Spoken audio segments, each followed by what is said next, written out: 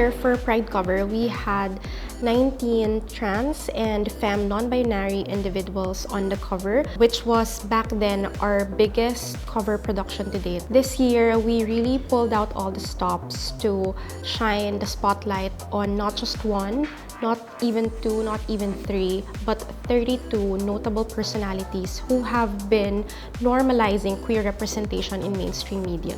Just like last year, it was a conscious decision for Preview to focus on a community rather than a singular cover star to really give justice to the storytelling. We always hear representation is important, but there aren't that many platforms talking about why it's important. What does representation truly mean? How does it really impact lives, especially in the queer community? Second Pride Month cover po with Preview, and I'm so happy I'm back with a bang. You know what I'm saying? Preview always leveling up their game. So napapansin nyo po, napakaganda po na aming set for today. Opo. And alam nyo, yung nakakatuwa with Preview kasi it's more than just a fashion, it's an art. You know what I'm saying? When we started thinking of concepts for this year's Pride cover, a lot of it was based on last year's success. Like, how do we create the same buzz, or how do we create the same noise? We had a hard time thinking of solid ideas. We then realized that we were doing it wrong. Our It Takes a Village cover did well because it wasn't for virality. We did it to tell a story to help amplify the voices of Filipino trans women. We put the spotlight on 32 LGBTQIA Filipinos from the showbiz industry. We tried to make it as diverse as possible in terms of their soji and entertainment field. For the cover, we wanted to show the most Pinoy thing when you think of entertainment, cinehan or the movies. It's a landscape cover with 3 pages. It's also the same size as the cinematic aspect ratio used in traditional movies. The intent is to capture all cover stars in one room to show togetherness and how cinema can connect people. If you zoom in, there are also tiny details na para siyang Easter eggs. For example, si Aura nagka-spaghetti, and then there's also a dog, same as last year. The inside images are based on classic Filipino cinema such as Darna, Himala, Bituing Walang Ningning, and Hihintayin Kita sa Langit. We wanted to make the photos look like reboots of these films, played by an all-queer cast. The idea is that these are the films they are watching in the cover, na sila mismo yung nasa big screen. Yes, I'm ready for my close-up. Yes, I love it, yes. We had the same concept for the moving cover. In terms of the movements of the cover stars, we had to make sure it was big and it was very expressive because it's going to be shown in a really huge screen along EDSA. We also produced a short film for this year's Pride cover starring Sasa Girl. Since the goal of this cover is to highlight all the queer people that's working in the media, both behind and in front of the camera, we wanted the short film to kind of transport the audience to a world where queer films are also made by queer individuals. I think Sasa was the perfect lead for this because she really captured the character so well, and it was such a breeze to work with her. We discussed the scenes before the shoot, and she was giving her inputs and her own vision to the character, which was really helpful. Yes, napakabongga ng day 1 natin. Oo, ang dami namin nagawang mga pelikula. Yes, producer kami dito. At saka pasabog talaga. Like, ang ganda ng concept ngayon ng Preview. Hindi lang basta, itong gusto ko sa mga eksena ng Preview eh.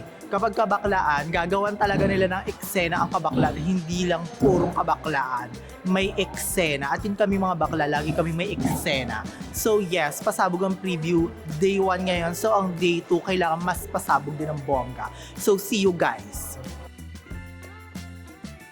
We also took portraits of all the cover stars inspired by vintage Filipino headshots. It was photographed by Borgie Angeles and assisted by Pao Mendoza. We shot with Sononat Mav and Rocket Sets this year. I feel like the both of them know how our Pride covers work. It's also important for us to work with people from the community who understand how queer people should be captured. Dressing 32 cover stars was no small task, and given that this is Preview's biggest cover shoot to date, we enlisted the help of stylist G. Hoxon and her associates Jason Mago and Angelo Basalio. Each cover star had at least 2 looks, and mapping out the different outfits was no walk in the park, especially for the cover layout since each look had to be cohesive altogether. But on top of that, it was important for us to plan looks based on the cover star's gender expression. We didn't want to impose a certain look that they wouldn't be comfortable in. So while we were mapping out the looks, we made sure to ask the cover stars what their apprehensions were in terms of styling, and we made sure to take that into account during the day itself. Some layouts required very specific looks since they'd be recreating iconic scenes from Filipino movies.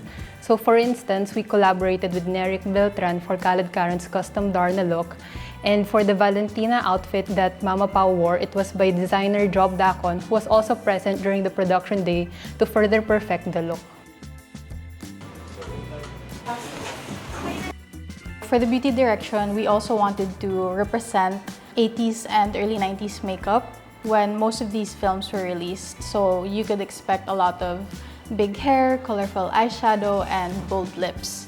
We really want to put an emphasis on the community.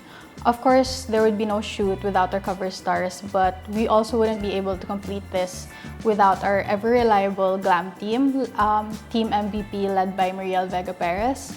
Of course, we wanted to show the personality and the individuality of each cover star. So we wanted to make sure that each of the beauty looks still stayed true to the cover star while reflecting that retro makeup look.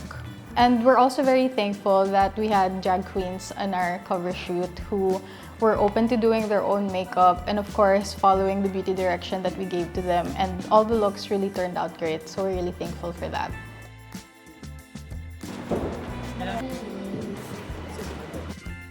Mounting shoots require a lot of preparation, much so for a production that involves 31 cover stars, a director in memoriam, a dog, and a ton of clothing, equipment, props, you name it. So you can just imagine the legwork and the back-end logistics that came into play for this one.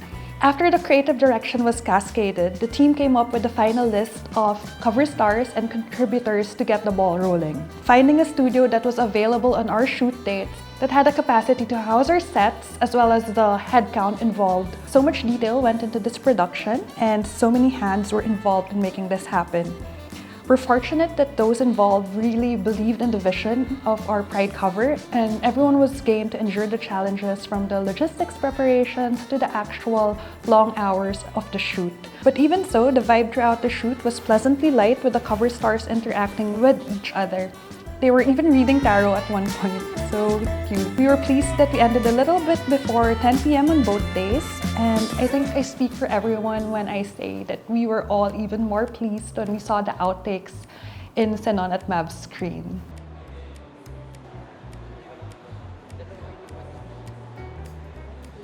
And it's a wrap! It's a wrap, yes! We just wrapped our shoot for Pride 2024. We just finished all our photo layouts. So happy to be part of a team and a brand that values and supports pride and queer representation.